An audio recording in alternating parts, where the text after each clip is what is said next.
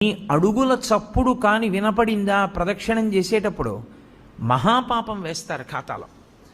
పాదాల చప్పుడు వినపడకుండా ప్రదక్షిణం చేస్తే పరమశివుడు అంత ప్రసన్నుడవుతాడు.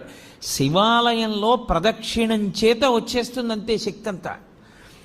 ఎలా ప్రదక్షిణం చెయ్యాలని అడిగారు. నిండు గర్భిణి ఇంకొక గంటలోనో 2 గంటల్లోనో ప్రసవం అవుతుంది. కిందంతా బిందెతో నూనె పోసేశారు. ఆమెకు ఒక పెద్ద బింది ఇచ్చి నీళ్లు చంకలో పెట్టారు, డొక్కలో. ఆమె పట్టుకుంది. ఇప్పుడు ఆ నూనె ఒలికిపోయిన నేల మీద నడుస్తోంది. ఆమె ఎంత పరాకుగా అడుగు వేసి నడుస్తుందో ప్రదక్షిణ సమయంలో అంత పరాకుగా అడుగు వేసి నడవాలి, చప్పుడు రాకుండా.